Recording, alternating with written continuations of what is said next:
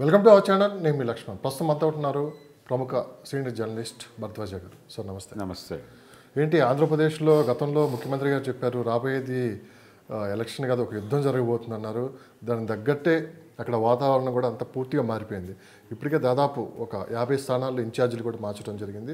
మొత్తం మీద ఒక 90 స్థానాల్లో ఇన్ఛార్జీలు మారుస్తారని చెప్పి కూడా మనకున్న సమాచారం.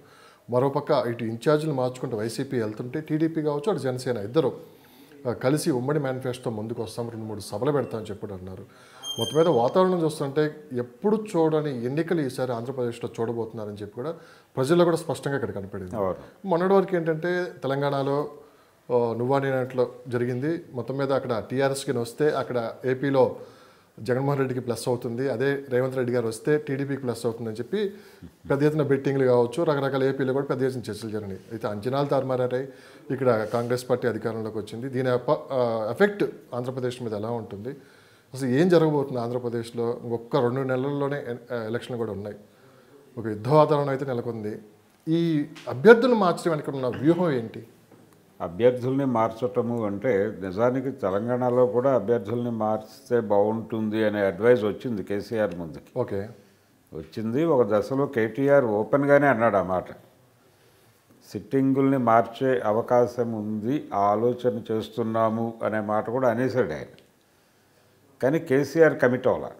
ఓకే, కమిట్ అవ్వలేదు. అయితే ఆయన అనుకున్నది ఏంటంటే ఒకవేళ సిట్టింగుల్ని మారిస్తే 50 మందిని మారిస్తే 50 మంది చేసేటువంటి విమర్శలు దాన్ని తట్టుకోవటానికి ఇబ్బంది పడాల్సి ఉంటుంది, సమయం తక్కువ ఉంది, అందుకని వాళ్ళకే వదిలేస్తే బెటర్ అవుతుంది అనే ఉద్దేశంతో ఆయన వదిలేశాడు.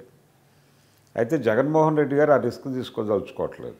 అంటే రిస్క్ తీసుకోదలుచుకోలేదని మీరు అన్నారు. తెలంగాణ వచ్చిన ఫలితాలను బేస్ చేసుకునే ఆయన అభ్యర్థులు కూడా మార్చడం జరుగుతుందని చెప్పి బలంగా వినిపిస్తున్నమాట. తెలంగాణలో ఆయన ఎందుకే అభ్యర్థుల్ని మార్చలేదో మనం మాట్లాడుకున్నాం. మార్చకపోవడం వలన ఏం జరిగిందో చూసాం. మార్చకపోవడం వలన ఏం జరిగిందో చూసాం కాబట్టి అందుకోసమే చాలా స్పష్టంగా ఏపీలో అభ్యర్థుల్ని మారుద్దాము అనే కసరత్తు ప్రారంభించాడు. దీనిలో ఒక వ్యూహాన్ని అనుసరిస్తున్నాడు ఆయన.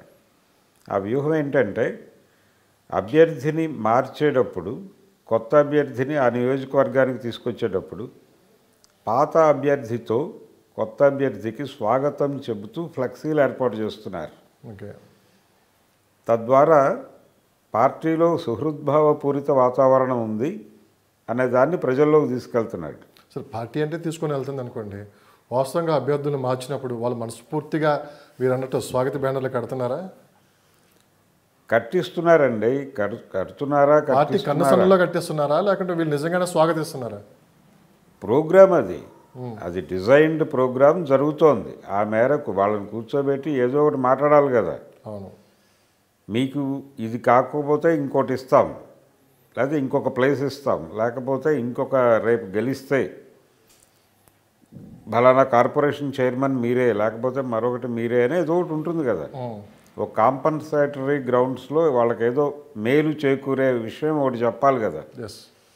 చెప్పి నువ్వు ఇమ్మీడియట్గా వెళ్ళి ఫ్లెక్సీలు కట్టు అనేది చెప్పేస్తున్నారు. ప్రజలలోకి ఏదైతే కేసీఆర్ అనుకున్నాడో ఈ 50 మంది 50 ప్రతిపక్షాలుగా బిహేవ్ చేస్తారు అనే అనుమానంతో కదా ఇక్కడ ఆగింది. అది లేకుండా అక్కడ చాలా సాఫ్ట్గా ఈ అభ్యర్థుల మార్పు అనేది ఎటువంటి కాంప్లికేషన్కి, లేకపోతే ఎవరికైతే సీట్ ఇవ్వలేదో దక్కని ప్రతివాడు ప్రతిపక్షంగా మారే పరిస్థితి రాకుండా నివారిస్తూ చాలా జాగ్రత్తగా నడుపుతున్నాడు. కానీ మీరు అన్నట్లే ఒక మంచి వ్యూహంతోనే నడిపించారు కదంతా. కానీ అనుకోకుండా షర్మిల గారు రేపు ఆంధ్రప్రదేశ్ పిసిసి అధ్యక్షురాలుగా రాబోతున్నారు. పిసిసి అధ్యక్షురాలుగా ఆవిడ వస్తారు అని ప్రచారం జరుగుతోంది, కానీ అధికార సమాచారం లేదు. సరే, రావచ్చు అని వరకైతే ఉంది. రావచ్చు అనేది మాత్రమే వింటున్నాం. జగన్ వదిలిన బాణం జగన్కే తగులుతుంది రేపు ఎలక్షన్లు అని చెప్పి కూడా సోషల్ మీడియా వేదికగా పెద్దగా లోకేష్కి క్రిస్మస్ గిఫ్ట్ పంపింది. ఆ క్రిస్మస్ గిఫ్ట్ పంపటము అనే దాని మీద ఒక చర్చ జరిగింది బయట.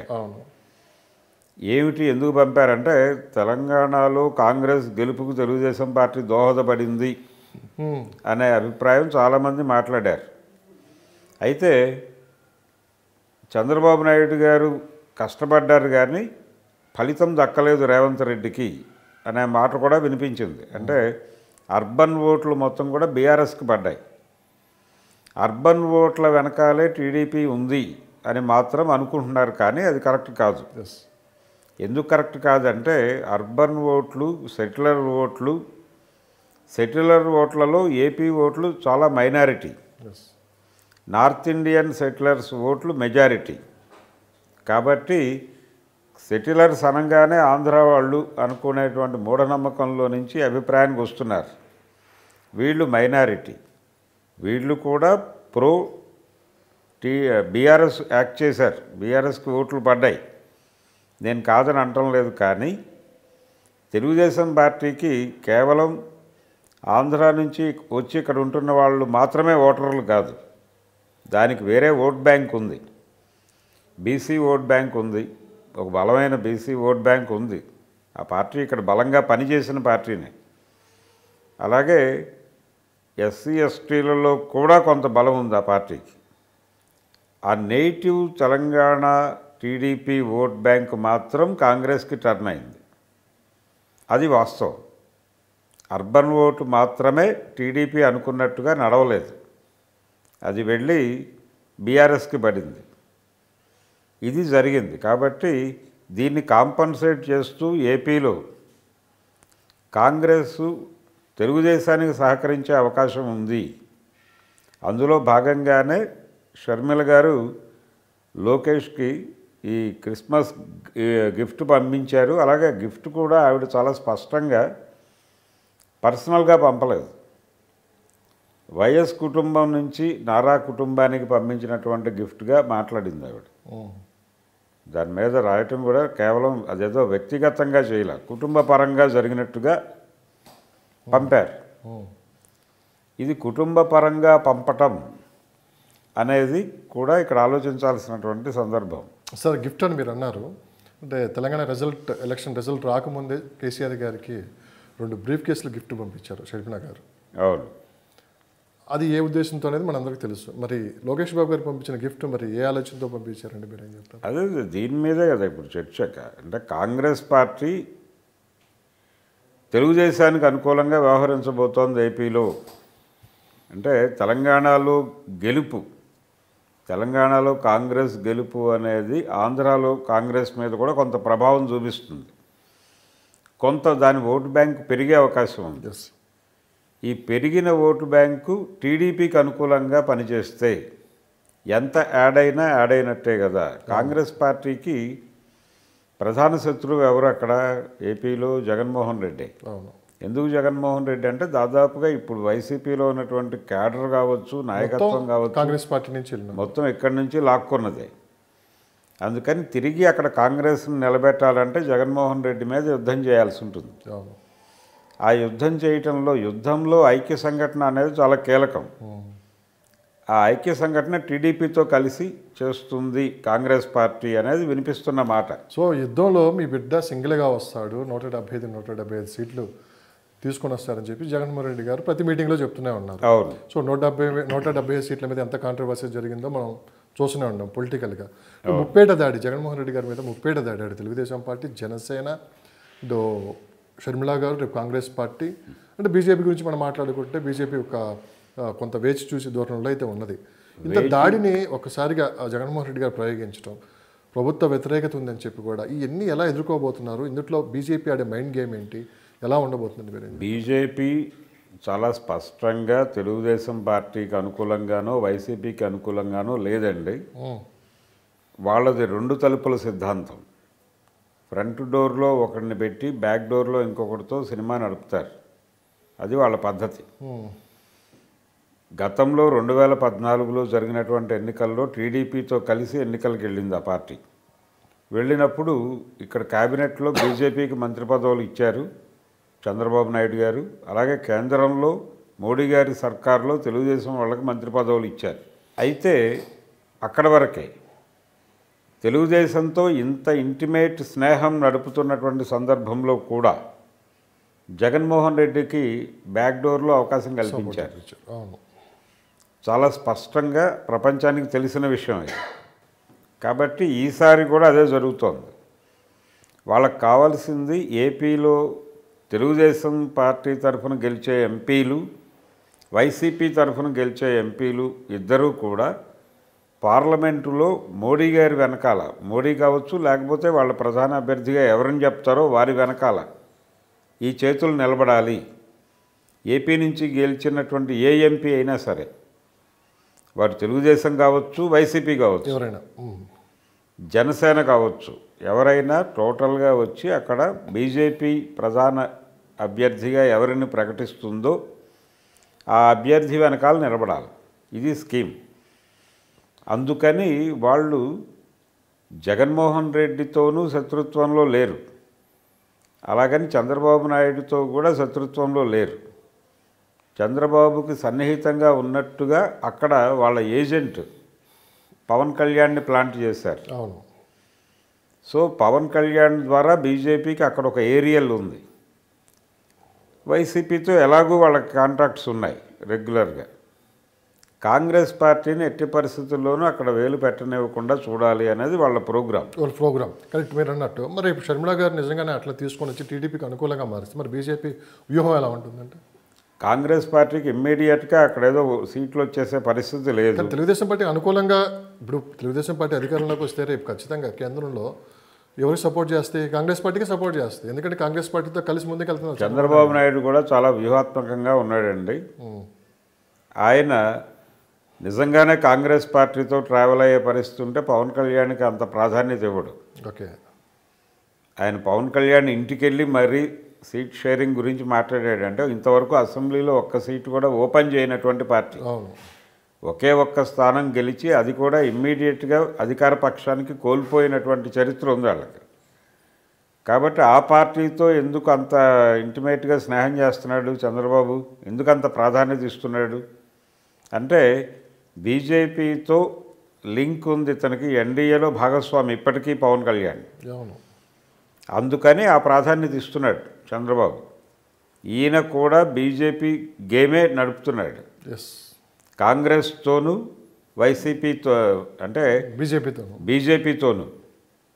వైసీపీకి సన్నిహితంగా ఉంది అని ప్రచారం జరుగుతున్న బీజేపీతోనూ, వైసీపీ చంపేయడానికి ప్రయత్నం చేస్తున్నటువంటి కాంగ్రెస్తోనూ. తెలంగాణలో ఏదైతే జరిగిందో అటు టీఆర్ఎస్ బీజేపీ రెండు ఒకటి అని చెప్పి కాంగ్రెస్ పార్టీ ప్రజల్లో బలంగా తీసుకొని పోయిందో, సేమ్ యాస్టీస్గా రేపు ఆంధ్రప్రదేశ్లో కూడా ఇదే గేమ్ జరగబోతుందంటారా? ఇప్పుడు బీజేపీ మీద చాలా హోప్స్ ఉన్నాయి ఆయనకి, జగన్మోహన్ రెడ్డికి. తన గెలుపు అనేది సాధ్యమైతే దాని వెనకాల బీజేపీ కంట్రిబ్యూషన్ మేజర్గా ఉండబోతోంది అని ఆయన నమ్ముతున్నాడు బలంగా. బీజేపీ సహకారంతోనే నేను గెలవబోతున్నాను అని నమ్ముతున్నాడు జగన్మోహన్ రెడ్డి. కాబట్టి బీజేపీ వైసీపీతో కలిసి అయితే ఎన్నికలకు వెళ్ళదు. అవును. బీజేపీ విడిగా పోటీ చేస్తుంది, ఏ కూటమితోనూ కలవదు. తెలుగుదేశం కూటమితోనూ కలవదు, జగన్మోహన్ రెడ్డితోనూ కలవదు. అలాగే కాంగ్రెస్ పార్టీ వ్యూహం కూడా తెలుగుదేశం పార్టీ గెలుపు అవకాశాలను దెబ్బతీసే చోట్ల అభ్యర్థుల్ని పెట్టకూడదు. అలా కాకుండా విడిగా తన అభ్యర్థులను పెడుతుంది. ఎందుకు అభ్యర్థుల్ని పెడతారంటే క్యాంపెయినింగ్ జరగాలి. క్యాంపెయినింగ్ జరగటం ద్వారా తెలుగు అంటే ఆంధ్రప్రదేశ్ ప్రజలకి మళ్ళీ పార్టీని దగ్గర చేయాలి. ఆ దగ్గర చేయటానికి ఈ ఎన్నికల ప్రచారాన్ని వాడుకోవాలి అని కాంగ్రెస్ పార్టీ అనుకుంటోంది. కానీ ఆంధ్రప్రదేశ్లో ఇప్పుడు ఉన్న పరిస్థితులను చూస్తుంటే అంత ఈజీ అంటారా? ఒక పక్క జనసేన పార్టీ, ఒక పక్క తెలుగుదేశం పార్టీ, వైఎస్ఆర్సీపీ, ఒక బలంగా ఉన్న పార్టీలు ఇవన్నీ పుట్టిమిడిగిన కాంగ్రెస్ పార్టీ మళ్ళీ అక్కడ మళ్ళీ పుంజుకునే అవకాశం ఉందంటారా? ఈ ఎన్నికలో పుంజుకోదండి. నెక్స్టేనా? ఈ ఎన్నికలో పుంజుకోదు, పుంజుకుంటుందని వాళ్ళు కూడా అనుకోవడం లేదు. కానీ ఏదో ఒకటి దెబ్బతీయడానికి అయితే ఒక ప్రయత్నం అయితే చేస్తారు, ఏదో ఒక పార్టీ అని. వైసీపీని టార్గెట్ చేస్తున్నారు. వైసీపీ గనక ఈసారి అధికారం కోల్పోతే చాలామంది కాంగ్రెస్లోకి వచ్చే అవకాశం ఉంది. ఓకే, ఆ ప్లాన్ తోటి ఇల్లు ముందుకెళ్తున్నారు. అదే ప్లాన్. అంతకు జగన్మోహన్ రెడ్డి ఇదంతా గ్రహించలేదా? జగన్మోహన్ రెడ్డికి తెలుసు కదా, ఎందుకు తెలియదు. అందుకే ఆయన గెలుపు. కానీ ఓ రకంగా చూసుకున్నానంటే ముప్పేట దాడి అని నేను అన్నాను. ఓ పక్క జనసేన, తెలుగుదేశం పార్టీ, కాంగ్రెస్ పార్టీ జగన్మోహన్ రెడ్డి గారికి వ్యతిరేకం, బీజేపీ అంటే పక్కన పెట్టండి. కర్ణాటక తీసుకున్నాను, మన బోర్డర్ 2-3 జిల్లాలన్నా వాళ్ళు ఖచ్చితంగా వాళ్ళ కర్ణాటక ఎఫెక్ట్ అయితే ఉంటుంది. వీడు తెలంగాణ తీసుకున్నామంటే రేవంత్ రెడ్డి గారు ముఖ్యమంత్రి గారు, చంద్రబాబు నాయుడికి అత్యంత ప్రేషిష్యులు. సో ఇక్కడ తీసుకున్నా కానీ ఎంత కొంత ఎఫెక్ట్ అయితే చూపిస్తుంది. ఇది ఓవరాల్గా తీసుకున్నారంటే ఒక గందరగోళ వాతావరణంలోకి వైసీపీని తీసుకొని పోయింది. కేవలం 2 నెలల్లోనే వాళ్ళు అనుకున్న ప్లానింగ్స్ మొత్తం చేంజ్ అయ్యాయి. అందుకే అభ్యర్థులు కూడా మారుస్తున్నారు. ఓటమి భయంతో వాళ్ళు ముందే జాగ్రత్త పడుతున్నారని చెప్పి కూడా ఓ పెద్ద ఎత్తున చర్చ జరుగుతుంది. మరి ఎంతవరకు అభ్యర్థుల్ని మార్చడం అనేది సాధారణమైన వ్యవహారమే. అంటే సాధారణ వ్యవహారం అంటే ఏదో 4, 5, 10 మంది అంటే మీరు అన్నట్టు ఇది కరెక్టే. ఏకంగా 175లో 90 మందిని మార్చడం అంటే సాధారణ ఎలా మనం భావించవచ్చు? అంటే ఎవరు గెలుస్తారు అనే నివేదిక ఉంటేనే, అంటే ఎవరు గెలిచే అవకాశం ఉందో వారికే సీట్ ఇవ్వాలి అనేది ఇక్కడే స్పష్టంగా కనపడుతుంది సార్. అంటే మన పేపర్లో చూసినా అంటే 70 మందిని మార్చాలనుకుంటే 70 స్థానాలు కోల్పోతామని ఆయన దగ్గర నివేదిక ఉంది. అభివృద్ధి కానీ పథకాలు కానీ అన్నీ అందుంటే 90 మందిని మార్చాల్సిన పనే ఉంటుంది. ఇక్కడ ఆ ప్రభుత్వం మీద ఖచ్చితంగా వ్యతిరేకత ఉంది, ఓటమి భయంతోనే ఇదంతా జరుగుతుందని చెప్పి ప్రతిపక్షాలు అంటూనే ఉన్నాయి కదా. ఓటమి భయంతోనేగా మారుస్తోంది, ఓడిపోతామనే భయంతోనేగా. ఆల్రెడీ ఇక్కడ ఎలాంటి అభివృద్ధి జరగలేదనే ఏది ఓటమి భయం ప్రభుత్వంలో ఉంది అనుకుంటే అభివృద్ధి జరగలేదు అని కాదండి. ఆయనకి అంటే తెలంగాణలో రూరల్ ఓటు మొత్తం కూడా కాంగ్రెస్ వైపు టర్న్ అయింది. నేటివ్ తెలంగాణ ఓటు మొత్తం కాంగ్రెస్ వైపుకి టర్న్ అవ్వటం వలన రేవంత్ రెడ్డి గెలవగలిగాడు. ఇది కేసీఆర్ ఓటమి తప్ప రేవంత్ రెడ్డి గెలిపేం కాదు. ఒకవేళ రేవంత్ రెడ్డి గెలిపే అయి ఉంటే, రేవంత్ రెడ్డి వేవ్ ఉండుంటే, కాంగ్రెస్ హవా ఉండుంటే, మల్కాజ్గిరి నుంచి ఎంపీగా ఉన్నాడు ఆయన. అవునవును. ఆ నియోజకవర్గంలో ఒక్క అసెంబ్లీ సెగ్మెంట్లో కూడా కాంగ్రెస్ పార్టీ గెలవలేదు. అలాగే ఆయన స్వయంగా కామారెడ్డిలో ఓడిపోయాడు. దీన్ని చూస్తే ఏమర్థమవుతుంది మనకి? నేటివ్ ఓటు బీఆర్ఎస్కి వ్యతిరేకంగా ఉంది, కాంగ్రెస్కి అనుకూలంగా ఉందని కాదు. కానీ ఇప్పుడు ఆంధ్రప్రదేశ్లో రూరల్గా వైసీపీ బలంగా ఉందంటారా మీరు? రూరల్ ఓటు బ్యాంకులో కొంత కన్సాలిడేట్ చేసుకుని సూట్ కేసులో పెట్టుకుని దానికి కాపలా పెట్టుకున్నాను అనే భరోసాతో ఉన్నాడు జగన్మోహన్ రెడ్డి. ఈ పథకాల ద్వారా, వాలంటీర్ వ్యవస్థ ద్వారా కొంత కట్టడి చేశాను, ఇవి సాలిడ్గా మనకే పడతాయి, ఇవి ఎక్కడికి పోవు, చెదిరిపోవు అనేటువంటి ఒక కాన్ఫిడెన్స్తోనే ఆయన 90 నుంచి 100 సీట్ల లోపు డెఫినెట్గా గెలుస్తాము. Ground reality. సజ్జల రామకృష్ణారెడ్డి గారు ప్రతిసారి మాకు వేరే ఓట్ బ్యాంకింగ్ ఉంది అందుకనే వాడేది ఆ పదం. ఇప్పుడు ఓట్ బ్యాంకు అనేది వాళ్ళు ఒక ప్రోగ్రామ్ కింద కన్సాలిడేట్ చేసుకున్నారు. ప్రజల డబ్బులతో ప్రజల ఓట్లు కొనడం అనేది ప్రోగ్రాం. సంక్షేమ పథకాలు అంటే ఏమిటి? ప్రజలకు సంక్షేమ పథకాలు లేకపోతే నగదు బదిలీ పథకాలు ఇవ్వటం అంటే వాళ్ళ డబ్బులు వాళ్ళకే ఇవ్వటమే. సార్ ఒక విషయం స్పష్టంగా చెప్పండి. జగన్మోహన్ రెడ్డి గారి మీద గత 4 సంవత్సరాల నుంచి ఆయన పరిపాలన చేపట్టిన నుంచి 2-3 ప్రధాన అంశాలుగా ప్రతిపక్షాలు ఎప్పుడు టార్గెట్ చేస్తుంటే, ఒకటి రోడ్లు అయిపోవటం ప్రధానంగా వినిపించే మాట, 2 పరదాలు. మనం ఎప్పుడు సోషల్ మీడియాలో చూసేది పరదాల చోటన వెళ్తారు, పరదాలు అండ్ ఎక్కడికి జర్నీ చేసినా కానీ ఆ పరదాలు కడతారని. 3వది వచ్చేసి చెట్లు నరికేస్తారు. చెట్లు నరికేయాల్సిన పని అయితే లేదు. మొన్న రీసెంట్గా ఉండవల్లి అరుణ్ కుమార్ గౌడ్ కూడా అసలు ఆ చెట్లు ఎందుకు నరికేస్తున్నారు కూడా నాకు అర్థం కావట్లేదు అని చెప్పి ఒక చెట్టుని దాదాపు మళ్ళీ పెంచాలంటే 30 సంవత్సరాలు పడుతుంది, 30 నుంచి 40 సంవత్సరాలు. అలాంటి చెట్లని నరికేస్తున్నారని ఒకటి. ఏంటి సార్ ఇది?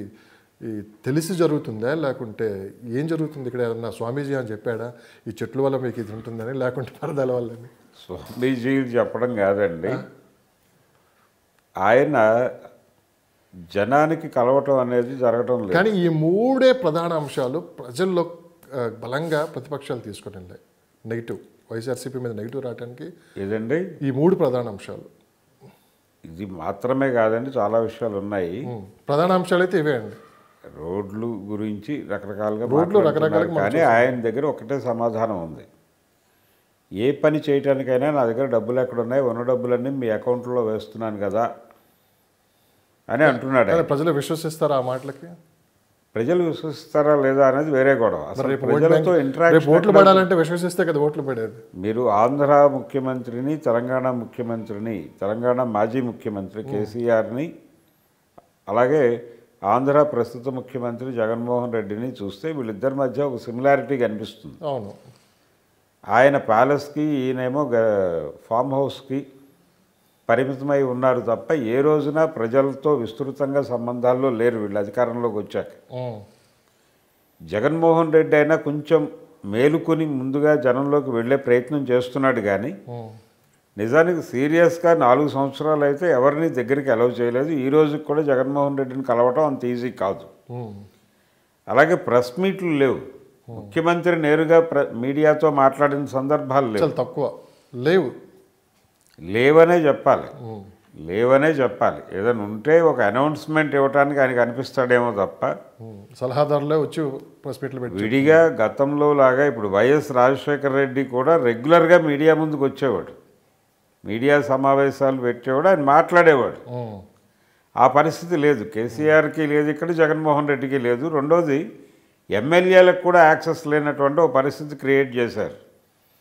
ఎమ్మెల్యేలు మాత్రమే కాదు, మంత్రులకు కూడా లేదు.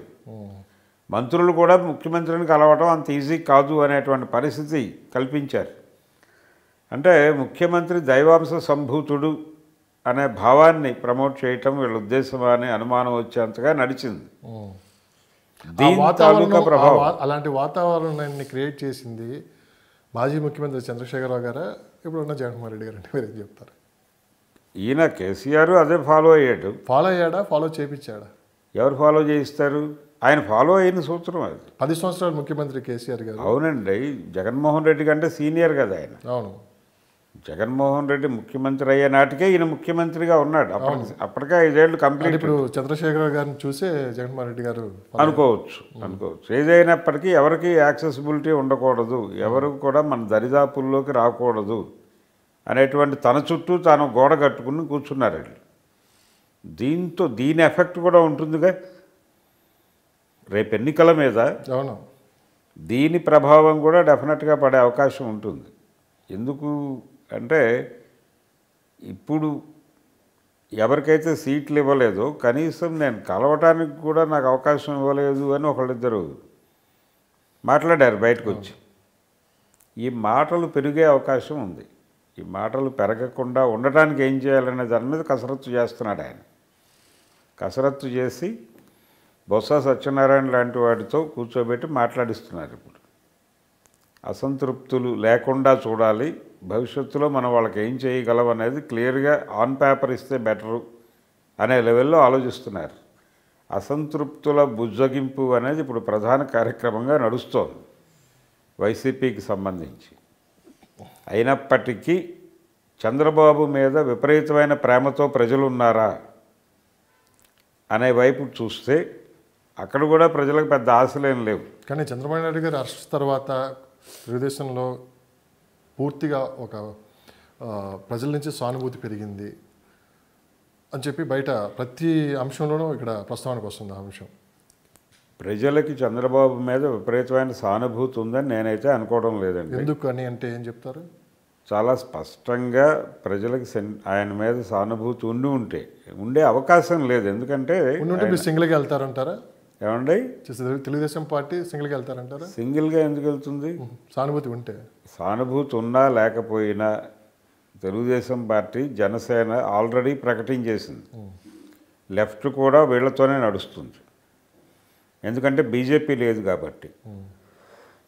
సో కాంగ్రెస్ పార్టీ కనిపించకుండా సహాయం చేస్తుంది.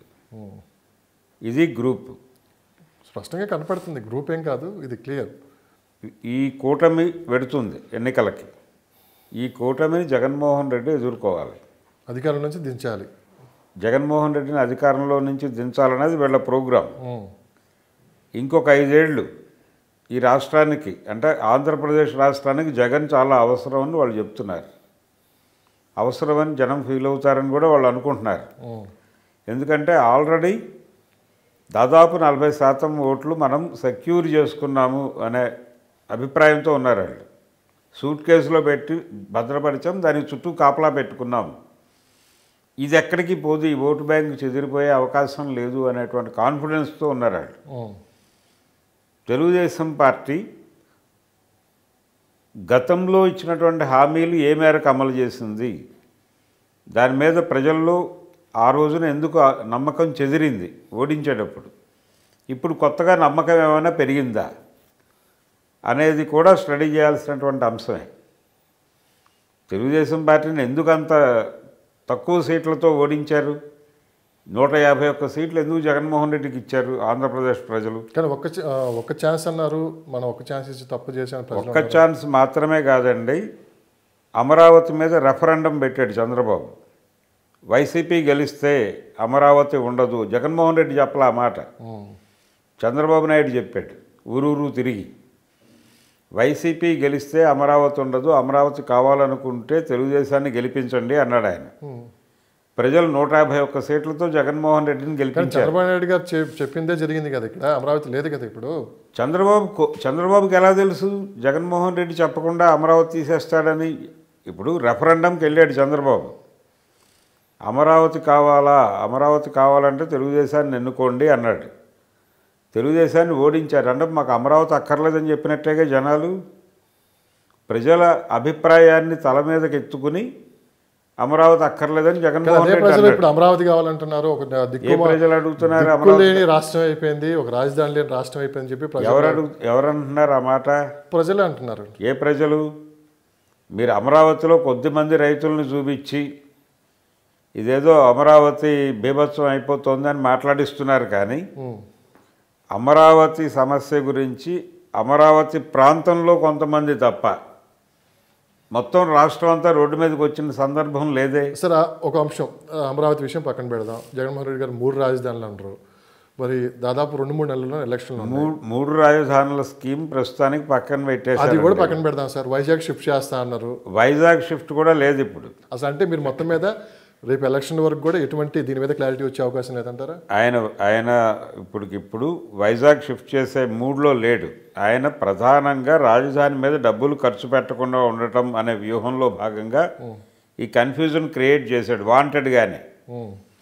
రాజధాని అనే దాని మీద పైసా ఖర్చు పెట్టకూడదు అనుకున్నాడు. కానీ దానివల్ల కొంత నష్టం జరుగుతుంది కదా, నష్టాన్ని కూడా భరించడానికి సిద్ధంగా ఉన్నారా జగన్మోహన్ రెడ్డి గారు?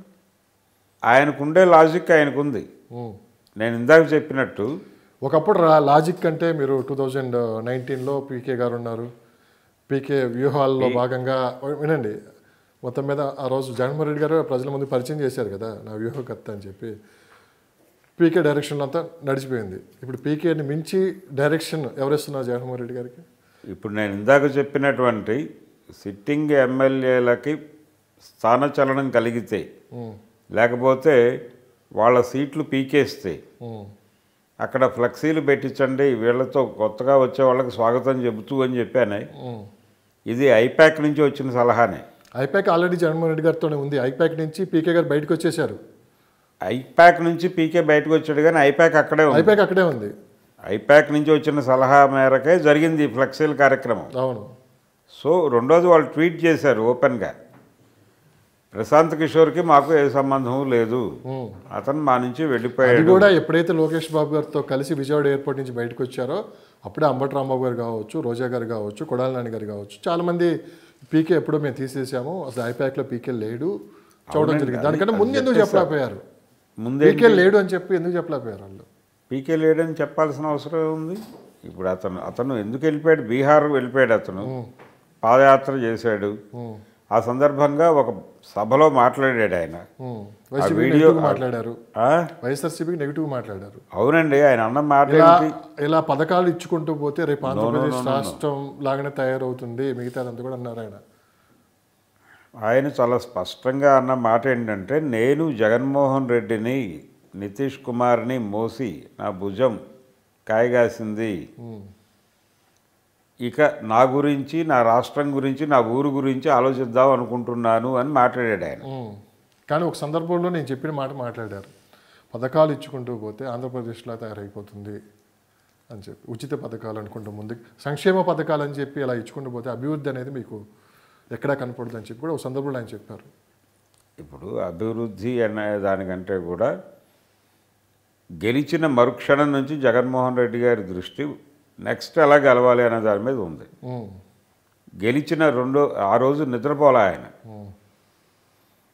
గెలిచిన ఇంకా ముఖ్యమంత్రిగా పదవీ ప్రమాణ స్వీకారం చేయటానికంటే ముందే ప్రజావేదిక కూల్చాడు ఆయన. ప్రజావేదిక కూల్చాడంటే అర్థం ఏమిటి? ఆయన నిద్రపోలే రాత్రి.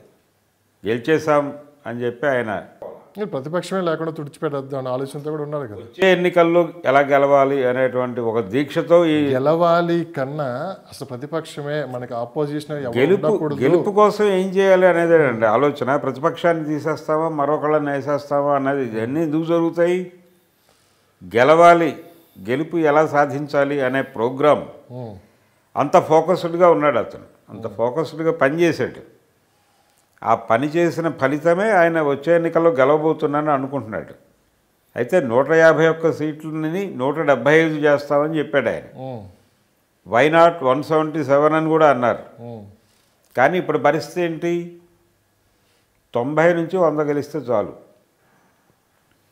90 to 100 టార్గెట్ చేసి పనిచేస్తున్నారు వాళ్ళు చాలా క్లియర్గా. 151, 177 అనే భ్రమలు బయటకు మాట్లాడుతున్నారు కానీ బయటకి ఇంకా మాట్లాడుతున్నారు కానీ వాళ్ళకి ఇంటర్నల్గా తొలగిపోయినాయి. అవును, చాలా క్లియర్గా 90 నుంచి 100 సీట్లు గెలుపు మీద కేంద్రీకరించి పనిచేస్తున్నారు.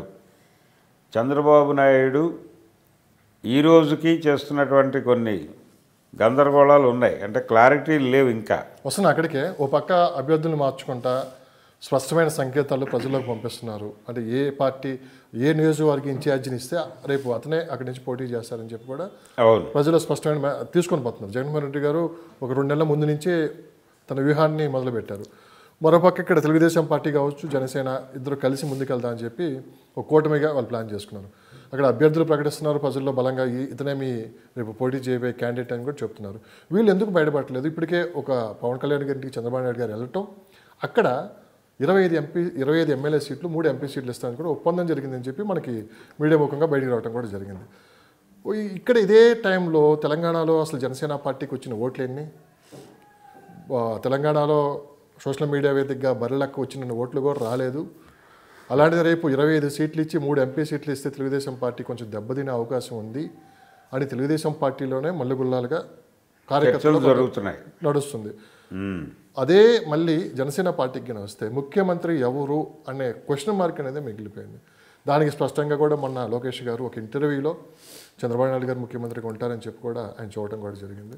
మళ్ళీ చెప్పండి, చంద్రబాబు నాయుడే ముఖ్యమంత్రి స్పష్టంగా చెప్పారు అక్కడ అని చెప్పడానికి రీజన్ ఉంది. అవును, కానీ ఇక్కడ జనసేన కార్యకర్తలు దీనికి కొంత జీర్ణించుకోలేకపోతున్నారు. జీర్ణించుకోలేకపోవడం కాదండి, చంద్రబాబు నాయుడు అధినాయకుడే స్పష్టంగా చెప్పారు. ఒక నాయకుడు నో పవన్ కళ్యాణ్ కూడా ఈ మాట అనలా.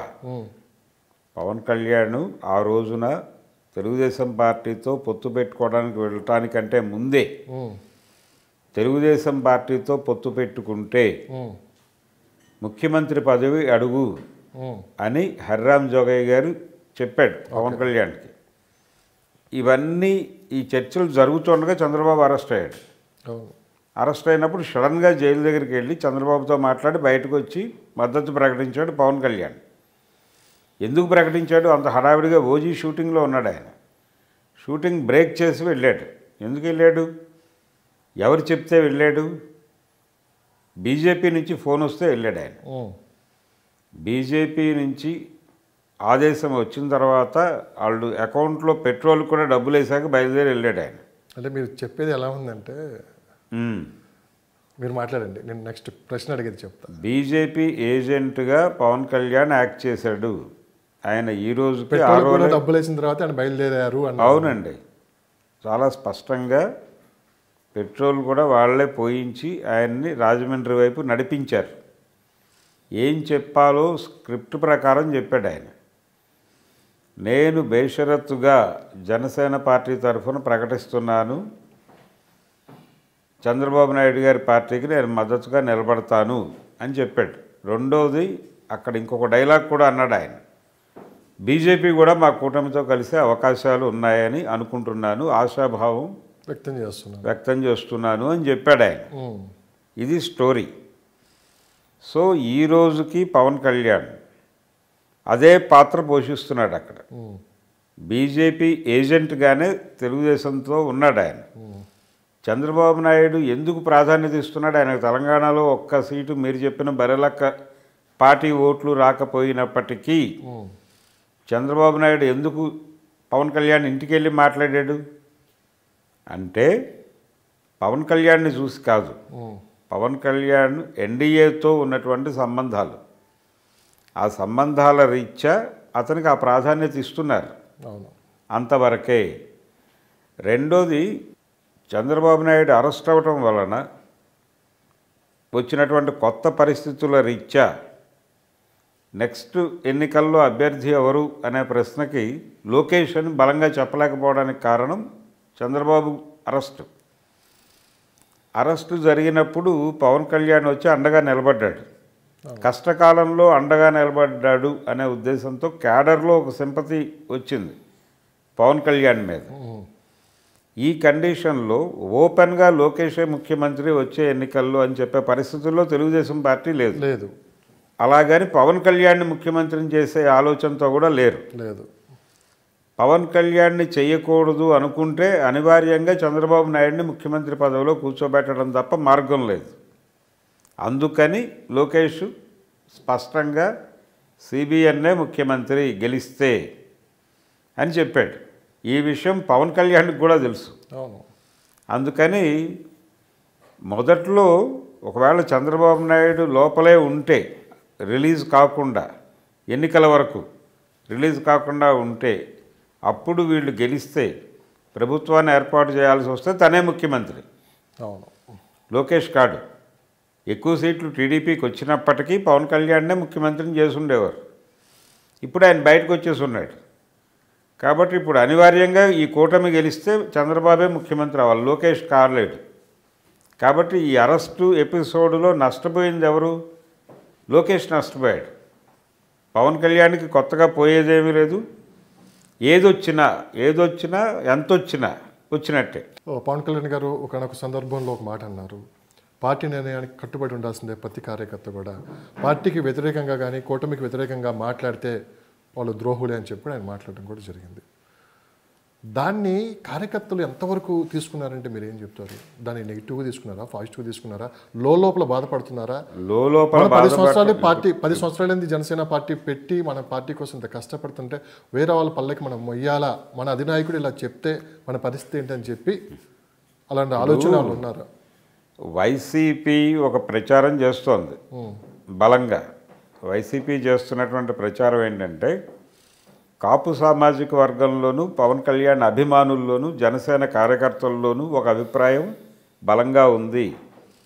ఎందుకు మన నాయకుడు చంద్రబాబును ముఖ్యమంత్రిని చేయడానికి తహతహలాడుతున్నాడు, తన ప్రాణాలని మన ప్రాణాలని తీసుకెళ్ళి ఎందుకు అతని దగ్గర తాకట్టు పెడుతున్నాడు, చంద్రబాబు దగ్గర ఎందుకు అతన్ని ముఖ్యమంత్రిని చేయడానికి ఇంత కష్టం ఎందుకు పడుతున్నాడు ఇతను అని వాళ్ళు చాలా బర్నింగ్తో ఉన్నారు అనే అభిప్రాయాన్ని ప్రజల్లోకి నెట్టడానికి విపరీతంగా శ్రమ పడింది వైసీపీ మీడియా.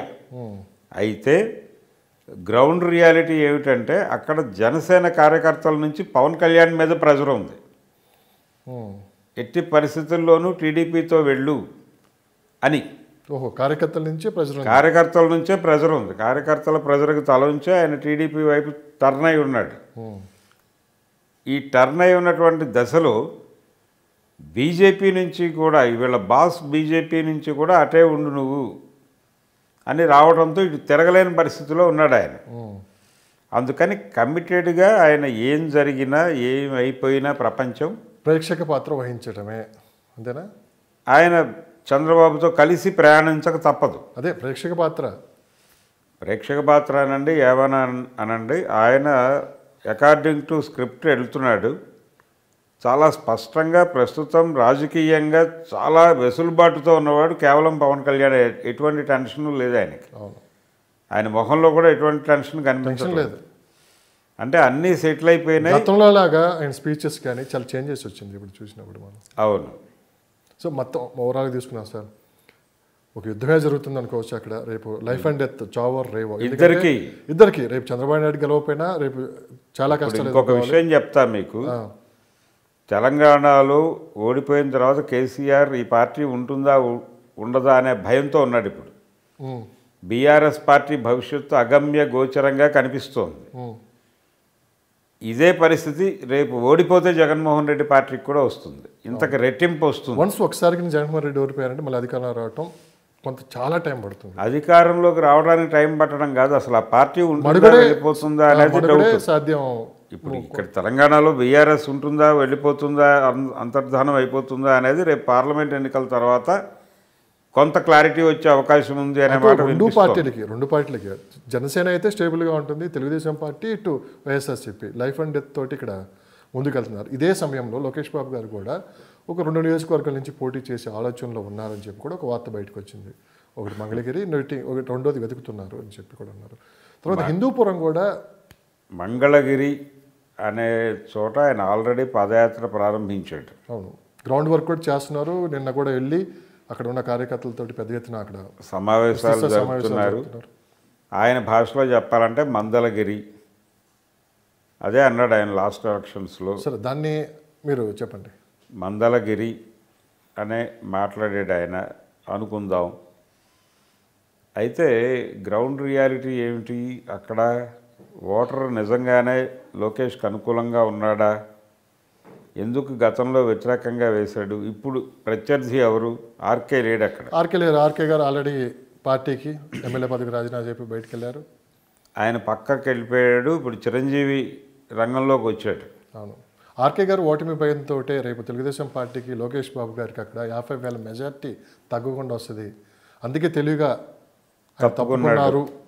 మరో పక్క వచ్చిన అవకాశం అంటే ఇట్స్ మీన్ చిరంజీవి గారికి కూడా, గంజి చిరంజీవి గారికి కూడా ఆయన ఇన్ఛార్జిగా నియమించడం ఇదే రైట్ టైం అని కూడా ఆయన బయటకు వెళ్ళటం. రేపో మాపు మళ్ళీ శర్మిలా గారు వస్తే కాంగ్రెస్ పార్టీలోకి వెళ్ళే అవకాశం ఉంది. ఇది కూడా వాసన నడుస్తుంది. అంటే ఓవరాల్గా తీసుకుంటే మంగళగిరిలో ఖచ్చితంగా తెలుగుదేశం పార్టీ లోకేష్ బాబు గారికి పోటీ చేస్తే 50,000 ఖచ్చితంగా మెజార్టీ వస్తుంది ఆర్కే గారికి స్పష్టంగా అర్థమైందని చెప్పి కూడా బయట జరుగుతున్న టాక్ ఇది.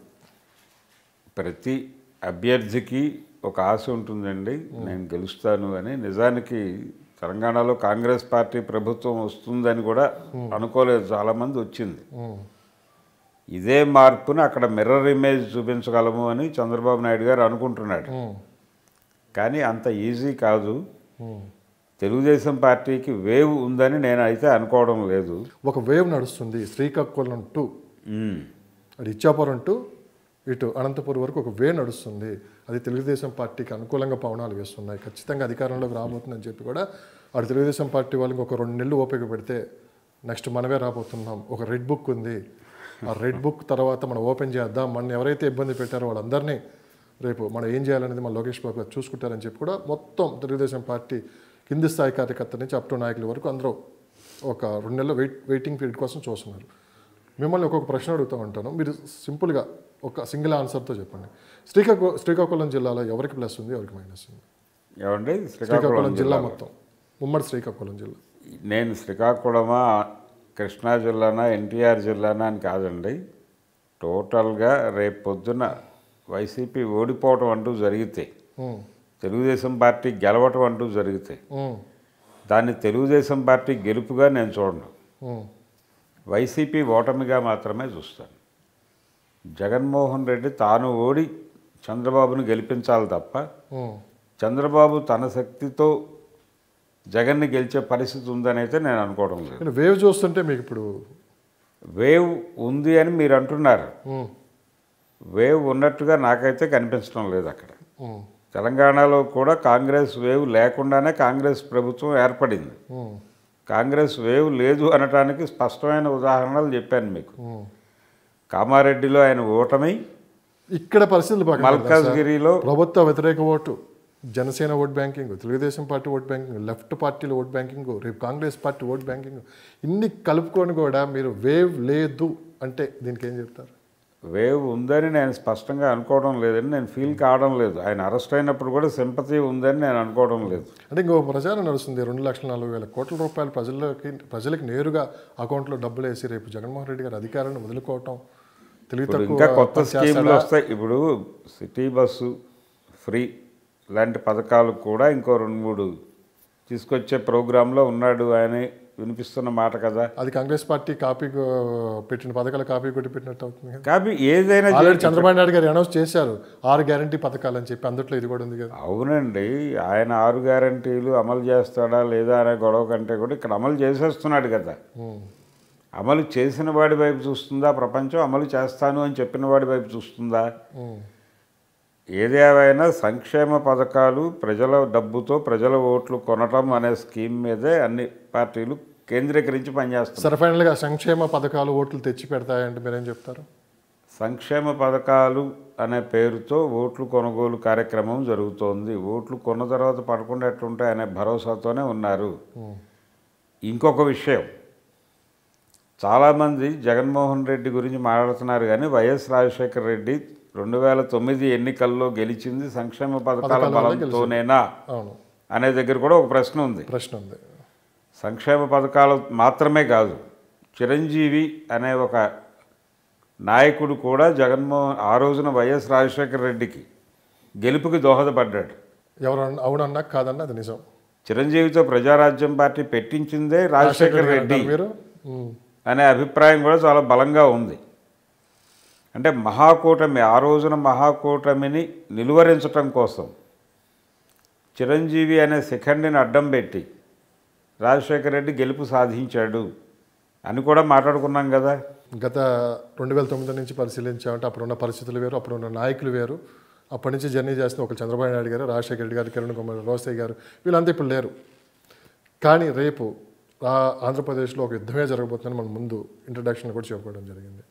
గతంలో ఎన్నడూ ఎప్పుడన్నా చూసారు ఇలాంటి ఎలక్షన్ ఒకటి జరగబోతుంది అని? ఎప్పుడన్నా ఎన్టీ రామారావు టైం నుంచి ఈ మధ్యకాలంలో మీరు ఎప్పుడన్నా చూసారా? ఇంత టఫెస్ట్ ఫైట్ ఉంటుంది, ఇంత లైఫ్ అండ్ డెత్ ఉంటుంది, ఇక ఎలక్షన్లు అంటే ఇలా ఉంటాయి అనేది. ఇప్పుడు 94 ఎన్నికల్లో తెలుగుదేశం పార్టీ స్వీప్ చేసిపోతుందని ఎన్టీ రామారావు కూడా అనుకోలేదుగా. కానీ అప్పుడున్న పరిస్థితులు కానీ అప్పుడున్న నాయకత్వం కానీ అది వేరండి. ఇప్పుడు అంతా సోషల్ మీడియా, ఎవరికి వాళ్ళు సొంత ఛానళ్ళు, ఓ రకంగా వ్యక్తిగతంగా దాడులు, వ్యక్తిగతంగా బూతులు, ఇవన్నీ ఎప్పుడు అంతకుముందు లేవు. ఇప్పుడు ఈ పరిస్థితులను చూస్తుంటే మీరు అన్నది ఏమిటి ప్రశ్న? ఇలాంటి టఫెస్ట్ ఫైట్ ఇంతకుముందు ఉందా అంటే 94 ఎన్నికలు నేను ఎందుకు మాట్లాడానంటే, నేరుగా ఎన్టీ రామారావే హంగ్ రాబోతోంది అని మాట్లాడాడు. హంగ్ అంటే ఆయన ఉద్దేశం ఏమిటి? అప్పటి హంగు బీఎస్పీ చాలా ప్రభావం చూపించబోతోంది ఎన్నికల్లో అనుకున్నాడు ఆయన. ఏది? ఆంధ్రప్రదేశ్లో, ఉమ్మడి ఆంధ్రప్రదేశ్. అప్పుడు ఇప్పటి ఆంధ్ర తెలంగాణలు కలిసి ఉన్నటువంటి రాష్ట్రంలో బీఎస్పీ ఎక్కువ ప్రభావం చూపించబోతోంది, కనీసం 20 నుంచి 30 సీట్లు బీఎస్పీ గెలవబోతోందని అనుకున్నాడు ఆయన. బీఎస్పీ టీడీపీల ఐక్య సంఘటన ప్రభుత్వం ఏర్పాటు చేసే అవకాశం ఉంది అనేది ఆయన ఉద్దేశం హంగ్ అంటే. కానీ విచిత్రంగా ఆయన కూడా ఎక్స్పెక్ట్ చేయని పద్ధతిలో ఆయన గతంలో గెలిచిన 2 ఎన్నికల్లో కూడా రానటువంటి సీట్లు వచ్చినాయి. ఆయన ముఖ్యమంత్రి అయ్యాడు, అది వేరే గొడవ. ఆయన 20 సీట్లు గెలుస్తుందని నమ్మినటువంటి బీఎస్పీ అభ్యర్థులకు ఎక్కడా డిపాజిట్లు రాలా. ఇది జరిగింది అప్పుడు. కాబట్టి ఆ ఎన్నిక టఫ్గానే జరిగింది, కానీ ఓటర్ కన్ఫ్యూజన్ లేదు. ఓటర్ స్పష్టంగా వెళ్ళి టీడీపీకి వేసాడు. అది ఒక కండిషన్. ఇలాంటి సందర్భాలు కనిపిస్తాయి మనకి చరిత్రలో. ఒక 2 నెలలు 3 నెలల టైం ఉంది. సింహాసనం చుట్టూ ముగ్గురు తిరుగుతున్నారు. మార్చి మరి ఆ సింహాసనంలో కూర్చునేది ఎవరు? రేపు ఓటర్లే నిర్ణయిస్తారు. రేపు డబ్బు ప్రభావం పనిచేస్తుందా, సానుభూతి పనిచేస్తుందా, సంక్షేమ పథకాలు పనిచేస్తుందా, రేపు కాలమే నిర్ణయిస్తుంది. Thank you sir. Thank you.